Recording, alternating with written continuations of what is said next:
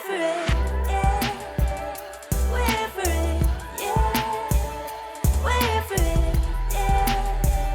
We're for it, yeah. SheHH. What's up, guys? It's Hannah from the SheHH Podcast team. Welcome back to SheHH Podcast, where we interview women in Christian music all over the world. In this episode, we'll be speaking with singer-songwriter Shola Ophelia. We talk about her musical influences, overcoming a late bloomer mentality, and her latest project, A Time for Everything.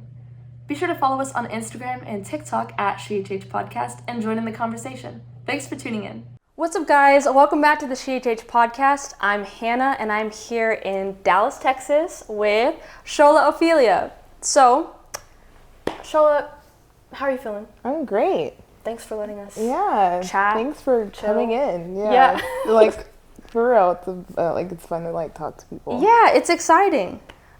So, just a couple questions. Yeah. I mean, you're a singer-songwriter, but I want to hear from your mouth, in your own words. Who is Shola Ophelia? I am a little girl from Dallas, Texas. I was born and raised here. And I fell in love with music at a really young age. I was a very shy kid. Okay. So plot twist. Yeah, I mean, because people were like, you're not quiet. Yeah. But I was a very shy kid, and music is something that kind of brought me out of my shell, and it was such a creative release for me. So I fell in love with music when I was 8, and then started writing when I was 8, 9. And then it kind of I kind of took it more seriously later on in life. It still was a huge love for me, but it was something that I feel like God was kind of tugging on my heart to hey, take this more seriously. In my early 20s. So that's kind of me in a nutshell. Yeah. What do you think are 3 words your friends and family would use to describe you? I think they would describe me as very easygoing, creative, and resilient. Being able to boomerang back. Yeah. I like that word. Yeah. Resilient. Yeah. I like it. So you started writing music when you were 8 and 9. Was it little jingles, or was it full on songs? You know? So for me, it was I would get my friends together, my 2 friends, squad. and my squad in 2nd grade, 3rd grade. No way. I just imagine a group of little kids yeah. No, but for real, it was me, 2 of my other friends that really enjoyed music. I would just be okay, we're gonna write. I will give them a topic, and I'll be hey, we're gonna write. Delegating. We're gonna write about this. Yeah. And at the end of the day, we would sing our songs. I mean, they weren't really full on songs because I didn't know structure yet. Yeah. But they were songs to us, and that's kind of how I built the foundation of songwriting. That's was actually really cool. Yeah. So I think I've always been writing has been always my strong suit. So that's kind of it wasn't really jingles. It was just okay. No, you were having songwriting sessions. I mean, I was kind of having songwriting sessions, in a way, That's cool. At that young age, I didn't really know structure yet, but yeah. That's awesome. Yeah. Where would you say your love for music comes from? I think coming from a family that's very diverse. So I'm Nigerian, and then also just growing up here, being immersed in this culture, and being around my older brother and my sister, who are 10 years apart. Okay.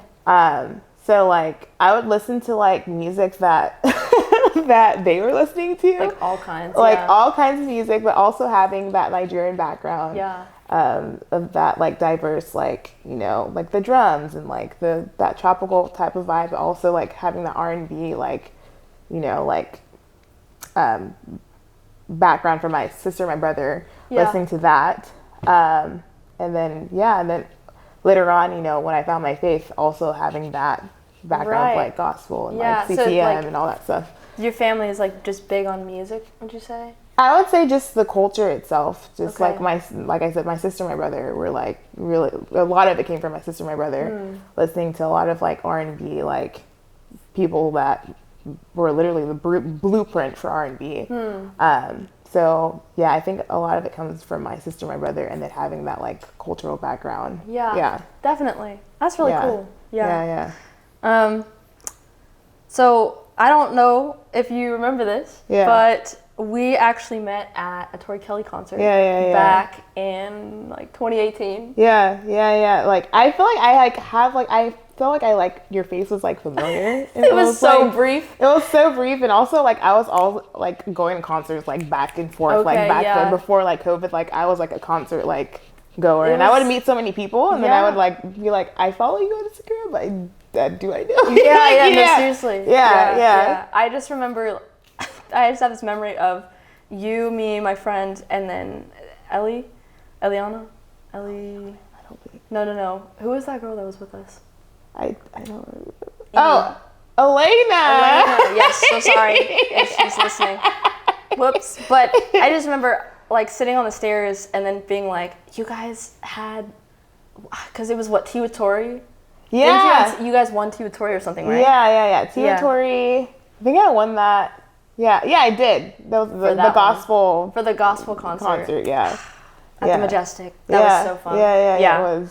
And so I was like, oh my gosh. Yeah. They had Tea with Tori. Yeah. No, but that's so fun. Yeah. So would you say, I mean, we're in her apartment and she has like Tori's first debut album on CD. She has a whole guitar that Tori Kelly signed. Yeah. So I'm guessing, would you say Tori's like a big musical inspiration for you? Yeah, I think for sure, like whenever I found my faith and like started listening to her, she was just a blueprint for me because she kind of like has secular music, but it's like with the like pinch drop of like just letting y'all know that I'm Christian and I love the Lord.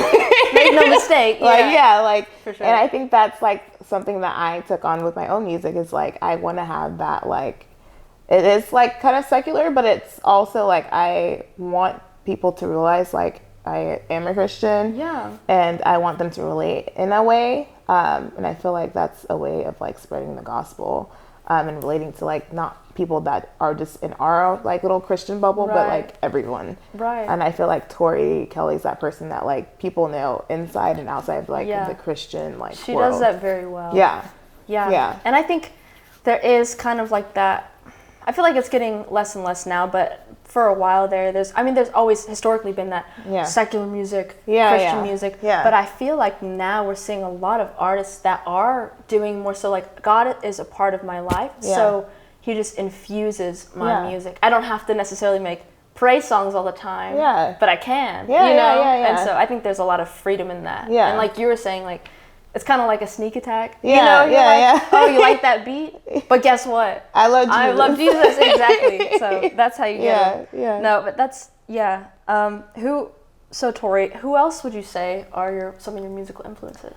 Definitely Lauryn Hill. Okay. India Irie. Yeah. Who else?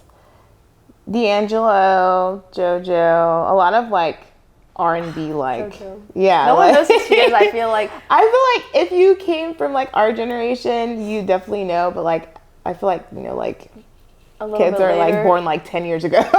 15 years ago. They're like, who's JoJo? Like JoJo Siwa? Like, no. Yeah. So now we're seeing a lot of the R&B influences. A lot of the R&B like, and there's, you know, like Selena and like Aaliyah and like all these Amy Winehouse, like a lot of these people like really like it's like a smoothie blender of like me. A lot of strong women. For sure. Yeah, no, I think that's really cool. And so would you say that R&B as a whole, I feel like your album's really inspired by like kind of R&B sounds, but would you say that any of those particular artists' styles really kind of use like inspiration for your music? I think a lot of like D'Angelo, Amy Winehouse, and Lauryn Hill, because I feel like you have the kind of like Lauryn Hill like 90s R&B groove with that like bassy like D'Angelo like doom doom doom like and then you have the like my voice tends to be on the more like raspier like Right. side Yeah, of you that, do get that. of like the Amy Winehouse, because I studied a lot of her vocal techniques Okay. when I was like growing up, and I feel like that kind of like inspired like my sound. Yeah, you definitely do get a lot of that. Yeah. So yeah, you're naming a lot of like really strong women. Yeah. And thankfully there are women out there just kind of making moves. But something that we really feel is important to like recognize and talk about on the podcast is that women are significantly underrepresented in the music industry. And I feel like a lot of people don't know that. Like I didn't fully realize that until I started looking at statistics and like, oh snap. 'Cause you see like a couple big names, like obviously like Beyonce or like Britney Spears or Taylor Swift, right? Yeah. But when you look at it as a whole, like there aren't a whole lot of female producers and all of that. So for you, being a woman in music and a Christian woman at that, like what does that mean to you? To me, it's about making like my face like maybe a representation for other girls and women that want to be in this industry. One thing that is a goal for me this year specifically is to learn how to produce. Awesome. Because I feel like it is very like male. It's male dominated. Male dominated. Yeah. And thankfully I have my friend Irfan, who has been like huge like help for me like since I started music, like has always like been in my corner, and he's like, hey, like you need to learn how to like produce. I definitely think, coming from like a Nigerian background, I would love to see people within my culture like that are women be able to like express themselves through music, because especially in like Nigerian culture, you don't see a lot of like creatives. You see a lot of like doctors and engineers, right? And typical, but especially like in the songwriting world and the producer world, I really want to grow in that area for sure. Like especially this year, that's like a huge goal for me. Yeah, that's exciting. Yeah, that's really exciting. Yeah, and I loved what you said about just kind of wanting to be kind of add another representation, you know, like in the music industry. Because I feel like, I mean, as believers, like the more different types of people we have in a specific area or like at a church, you know, or in our community, in our circles, it more accurately represents, I think, the Lord and like heaven, you know, what heaven's going to be like. And so it glorifies him. Exactly. We all image him in a unique way. And so, and you know, how cool would it be for like a little girl to like come across your music and be like, oh my gosh, you know, like I relate to her. So for sure. It's definitely very special. And so Shola just released her EP. It is called A Time for Everything, and it's pretty bomb. So you should go listen to it. Hopefully. No, it's great. I loved it. Yeah, me and Paula were talking about it. We're like, okay, we'll see. So, congratulations. Thank you. First of all, and let's talk about it. Kind of what sparked this EP? Yeah. So this EP I started writing back like 2016, late 2015, in my college apartment. And it really came from a place of doubt. Like it was like a very low period of my life where I was just like, God, I know I'm called to do this, but like, I don't know what's happening. Yeah, what's going on? What's happening? And I felt like God was like, hey, you need to like trust the process and trust the journey that I'm going to put you on. So I wrote like majority of my songs between 2015 and then like 2019. Okay. And a lot of the music that came from that was like me trying to take my own like medicine and be like, there is like a time for everything and there's a divine timing, and I may not like understand where like when and why and whatever, but you always get to that end of that end of the story knowing like, okay, now I know why that needed to happen, and like God's timing is truly like divine.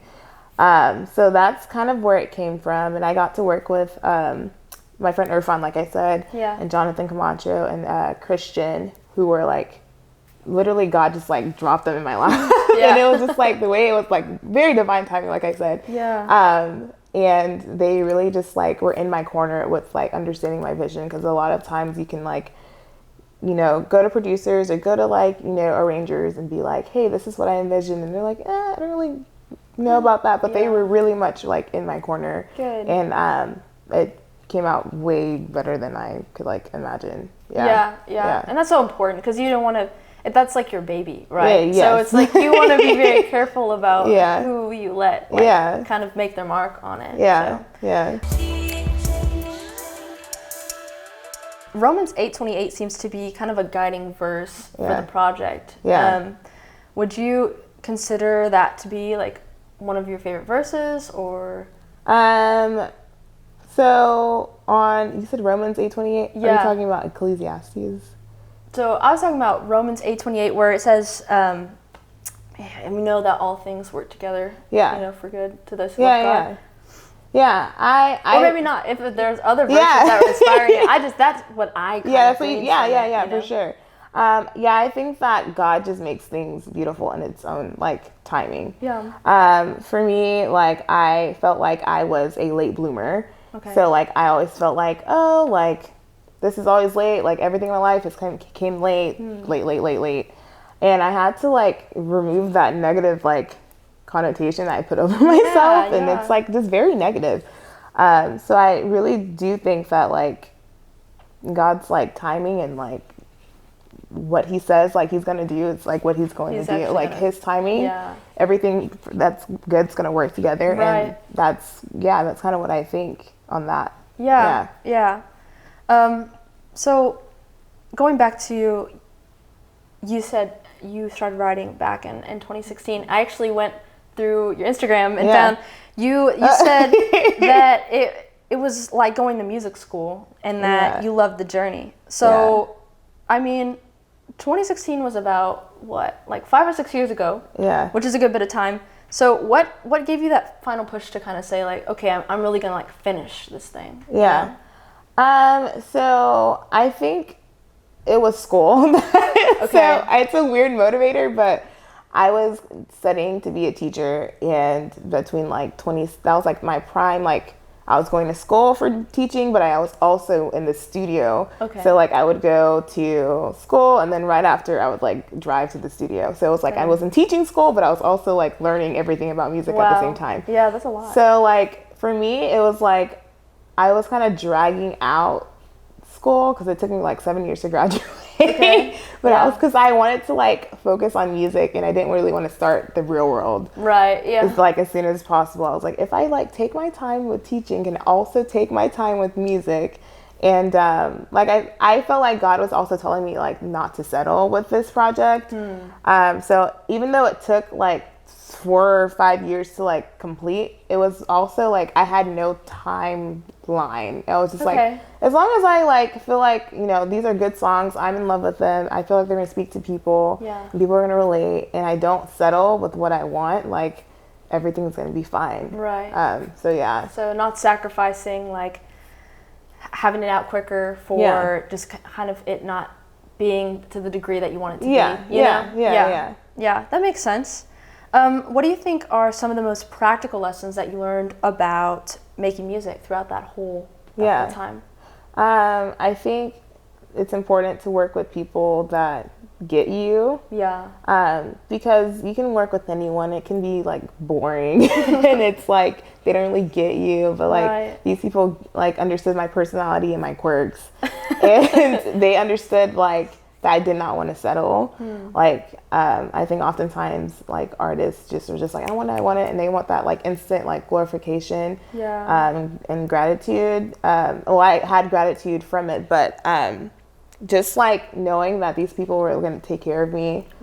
And then also I think like being within the studio, just like I miss it right now, but like being in the studio has like taught me how much like goes into like making a song. Just like one song. And it's built up my confidence so much, and of like not my vocals, but like me as an artist, like performing and all that stuff. Definitely. Man, I feel like music is a whole nother like language. You know what I mean? Oh, and yeah, just, like, for sure. But then even just like being in the studio and producing. Oh, yeah. You know, there's just so much that goes on behind the scenes. And I think it's really easy to fall into the mindset of, oh, I'm just going to like push some buttons, you know, and just like put it together. Yeah. But you want I mean, your EP has like a really crisp, professional sound, you know? And so I think that's a testament to the time that you put in, you know, and the expertise that you had from your friends and from your producers. And so I think it's worth it, you know, for sure, to go that extra mile. Yeah. And you've talked about, I mean, you spoke about it a little bit earlier, but also through just the content that you've been putting out. You've talked about kind of battling that late bloomer mentality. So on your title track, you say that trust the heavens, know your name, celebrating every victory you make. Can you tell us a little bit more about kind of what you mean by that? Yeah, I think that for me meant like when you're doubting yourself, like know that there's like you are going to be victorious. Like when you literally have a victory, like they're celebrating with you in heaven. Like there's a party for you in heaven. That's what I mean by that. Because a lot of, like I said, a lot of this came for like, so like the title track really is like a song for not, like myself. Because I was just like doubting so much. Like, it was just like, you're going to bloom. Like I said, like I consider myself a late bloomer, but I was like, you're going to bloom in time. Like it was like every line in there, I wanted to make sure that was like a positive thing that I'm saying. Because it really was coming from a place of doubt. So it's just knowing that like every victory you make, like every victory that you make, there is a party for you and they are celebrating and they do know your name. I think that's so important, you know, to talk to yourself. And it's almost like you're preaching at yourself, like you have to think differently, you know? Yeah, for sure. And so what would you say to Christian women in the music industry, right, who are maybe just starting, but are kind of fighting those same feelings of doubt and discouragement when things just aren't maybe panning out the way that they'd hoped? What are some words of advice that you would give them?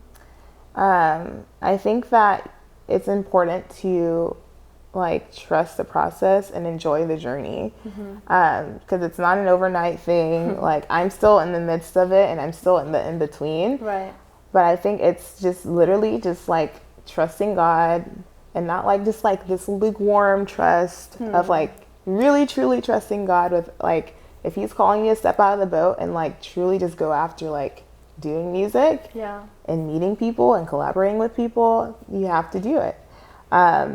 I think it's like just not being scared of failure, not being scared of like rejection, because it's ultimately going to happen. But as long as you trust God, like, and you have faith that like he's going to take care of you, he's putting you on this journey, you're walking with him for a reason, for a purpose, and the people that you meet along the way, like it's not even ultimately about you.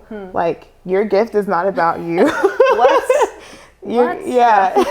Plot twist. No, your gift is not about you. These songs that God has given you in your heart, it's not about you. Like every step that you take towards this dream, the dream is not about you, but every step that you take is like, each step is like, you're going to glorify God. You're going to meet someone and they're going to like it's going to be a testimony for them, and step by step by step by step. So I think it's just like ultimately like enjoying that in-between space that can kind of be like uncomfortable, but in the end it's like that itself, that in-between space is a testimony.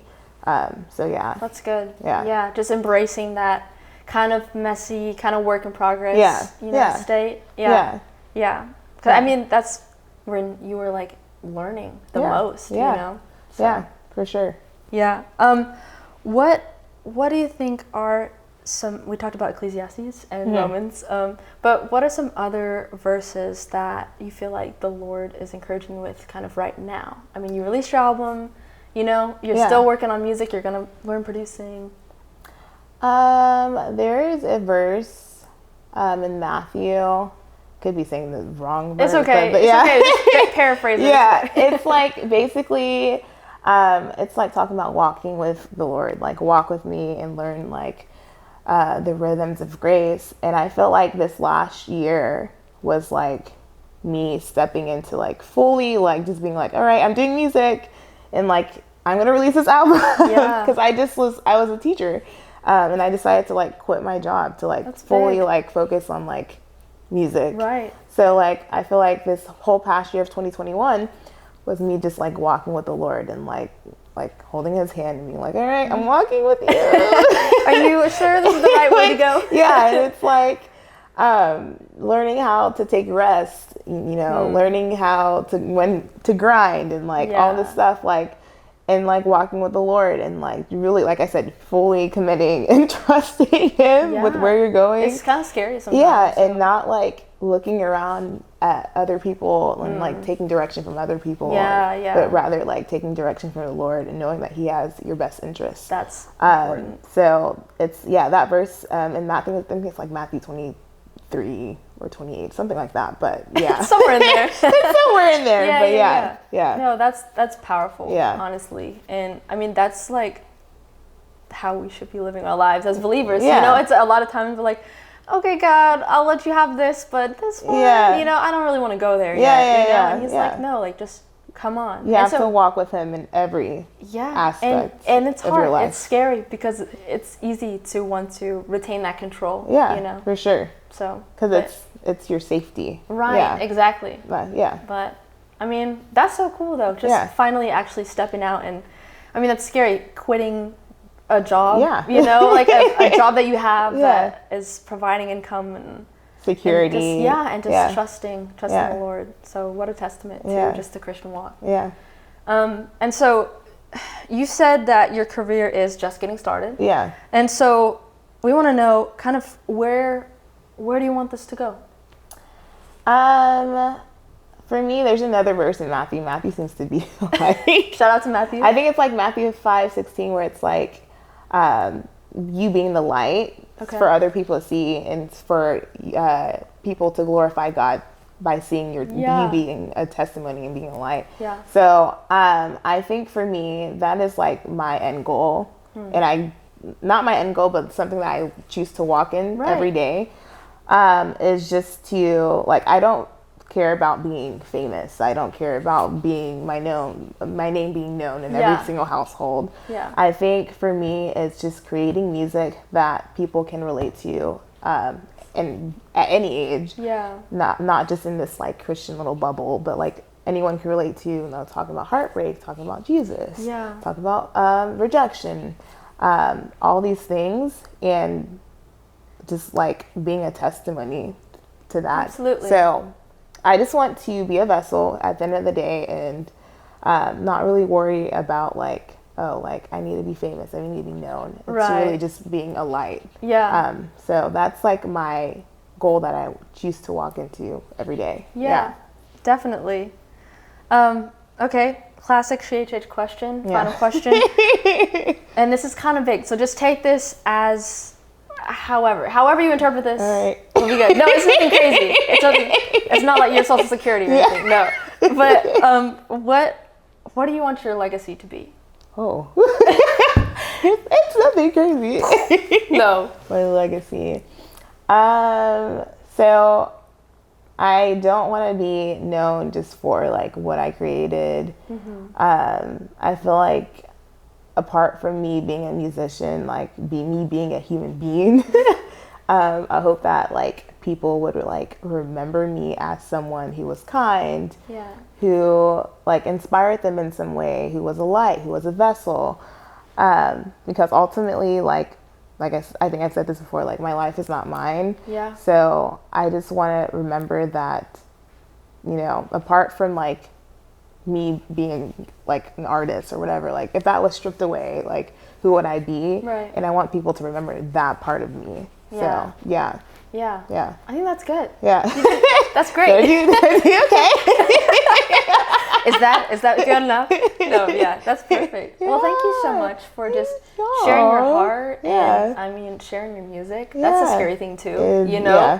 Those are my babies, like my little brain babies. Yeah, exactly. And they're beautiful. Yeah. It's beautiful. Thank you. So Thank you so much for tuning in, you guys. Make sure to go check out Shola's music. It's out on all the streaming platforms. Yeah. And subscribe, and if you haven't.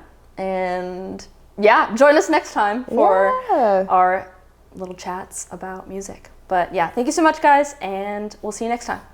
Hi guys, I hope you enjoyed that episode. If you did, make sure to leave a like rating wherever you're listening to this and to follow us on Instagram at SheHH Podcast.